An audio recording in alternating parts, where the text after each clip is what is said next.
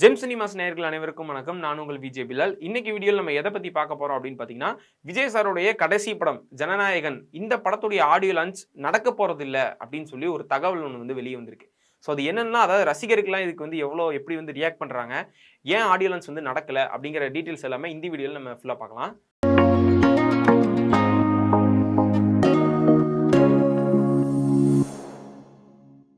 Vijay sir வந்து பாலிடிக்ஸ்க்கு நான் வந்து போறேன். இதுக்கப்புறம் நான் படம் நடிக்க மாட்டேன் அப்படின்னு சொல்லிட்டு, கடைசி படமான ஜனநாயகன் இந்த படத்த நடிச்சு முடிச்சு குடுத்துட்டு, பாலிடிக்ஸ்ல வந்து கால் எடுத்து வச்சுட்டாரு. இதுக்கப்புறம் படம் எதுவும் வராது அப்படின்னு சொன்னதுனால, நெறைய ஃபேன்ஸ் வந்து அவர அதாவது நார்மலாவே ஒரு படம் ஒண்ணு ரிலீஸ் ஆகுது. அது யாரு எந்த டைரக்டரா இருந்தாலும் சரி, ஒரு படம் அவரோடது ரிலீஸ் ஆகுது அப்படின்னா, ஃபேன்ஸ் கதை இது படம் நல்லா இருக்குமா, நல்லா இருக்காதா அதெல்லாம் தாண்டி படமே ரிலீஸ் ஆகுது அப்படின்னு சொல்லிட்டு ஒரு மாரி செலிப்ரேட் பண்ணி, ஜாலியா என்ஜாய் பண்ணி, ஒரு மாரி பிளாஸ்ட் பண்ணிட்டு அந்த மாரி அவர் சொல்ற மாரியே அந்த மாரி சுத்திட்டு இருப்பாங்க.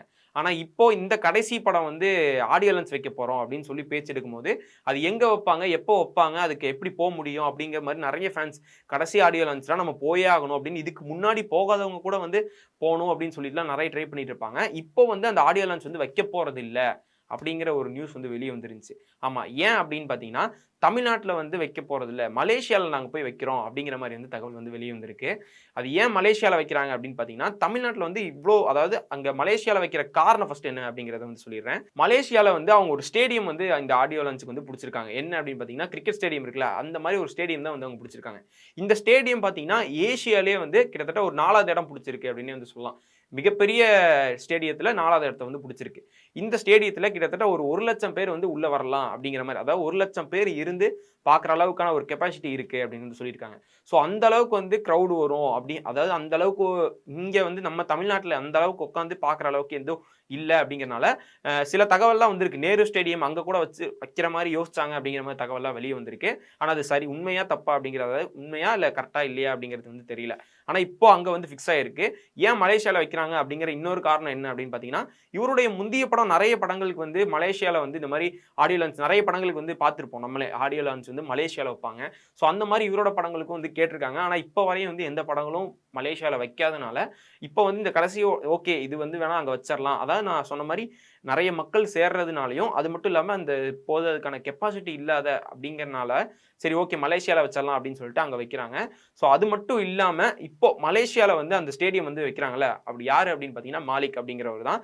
இவர் வந்து அதாவது இது சம்மந்தமா அதாவது ஒரு பிராண்டிங் பண்றதா இருக்கட்டும், படம் வரக்கு முன்னாடி நெறைய பிராண்டிங்லாம் பண்ணுவாங்கல்ல, ப்ரமோஷன் மாரிலாம். கூலிக்கு பார்த்திருப்போம். மெட்ரோல ஃபுல்லா கூலி அப்படிங்கிற மாரிலாம் போட்டு, ரஜினி சாருடைய ஃபோட்டோஸ்லாம் போட்டு, நெறைய ட்ரெயின்லாம் விட்டுட்டு இருந்தாங்க. ஸோ அந்த மாரி ப்ரமோஷன்லாம் நெறைய பண்ணணும் அப்படிங்கிறக்காக, அவங்க வந்து இவர் வந்து நெறைய படங்களுக்கு வந்து ப்ரமோஷன்லாம் பண்ணியிருக்காங்க. முன்னாடி படங்களுக்குலாம். கூலிக்கும் இவர் தான் பண்ணியிருந்தாரு. இந்த மாரி நெறைய படங்களுக்கு வந்து பண்ணிட்டு இருக்காங்க. ஸோ அவங்களே தான் வந்து இப்போ விஜய் சாருடைய படத்துக்கும் வந்து பண்றாங்க. ஃபேன்ஸுக்குலாம் என்ன ஒரு கோவம், அதாவது கோவம்னு இல்ல, அவங்களுக்கு கோவம் தான். ஏன்னா இன்னும் கடைசி படம் பார்க்க முடியாம போயிருச்சு. அதாவது கடைசி படத்துல அவருடைய ஆடியோ லான்ச்ல என்னென்ன பேசுவாரு, அவருடைய குட்டி ஸ்டோரி கேட்க முடியாம போயிருச்சு அப்படிங்கிற ஒரு மன வருத்தம் இருந்தாலும், இன்னொரு பக்கம் இவர ட்ரோல் செஞ்சுட்டு நெறைய கூட்டங்கள்லாம் கிளம்பியிருக்காங்க. ஆடியோ லான்ச்ல என்ன இப்படி பேசுவாரு, அரசியல கலந்து பேசுவாரு, அத பேச போறாரு, இத பேச போறாரு. ஆடியோ லான்ச்சுக்கு எவனோ ஒருத்தன் வந்து ட்ரோல் பண்ணி ரீல்ஸ்லலாம் போட்டிருக்கானுங்க. இன்ஸ்டால இந்த மாரிலாம் வந்து நெறைய பேர் வந்து ஷேர் பண்ணிட்டு இருக்கானுங்க. என்ன அப்படின்னு பார்த்தீங்கன்னா, மலேசியா போறதுக்கு வந்து பாஸ்போர்ட் வேணுமா? அப்படிங்கிற மாரிலாம் கேட்டு ஒரு மாரி ஃபன் பண்ணி இந்த மாரிலாம் ரீல்ஸ்லாம் வந்து போட்டுருக்கானுங்க. ஃபேன்ஸ் எல்லாரும் அதாவது நீங்க அந்த ஆடியோ லான்ச் உடைய வீடியோ பார்த்தீங்கனாலே தெரியும். உங்களுக்கு வந்து ஏதோ ஒரு ட்ரிபியூட் வீடியோ மாரி தான் வந்து போட்டிருப்பாங்க. அவரு முன்னாடி நடிச்ச படங்கள காமிச்சு இந்த மாரி தான் வந்து போட்டிருப்பாங்க. ஆனா இங்க தமிழ்நாட்டுல நடக்கல, மலேசியால நடக்க போகுது அப்படிங்கிறது வந்து கன்ஃபார்ம் ஆயிருச்சு. ஸோ இதுக்கப்புறம் நெறைய பேர் வந்து இங்கிருந்து போறக்காக ட்ரை பண்ணிட்டு இருக்காங்க. நெறைய பேர் வந்து எங்கனால போக முடியலையே, கடைசி ஆடியோ லான்ச்ச வந்து பார்க்க முடியலையே அப்படின்னு சொல்லி மிஸ் பண்ணிட்டு இருக்காங்க. ஸோ நீங்க ஒரு விஜய் சாருடைய ஒரு ஃபேனா இருந்தீங்கன்னா, உங்களுக்கு வந்து இந்த மாரி போய் பார்க்க முடியலையே அப்படிங்கிற ஒரு மன வருத்தம் இருக்கா? இல்லையா? அப்படிங்கிறது வந்து கீழ கமெண்ட்ஸ்ல சொல்லிட்டு போங்க.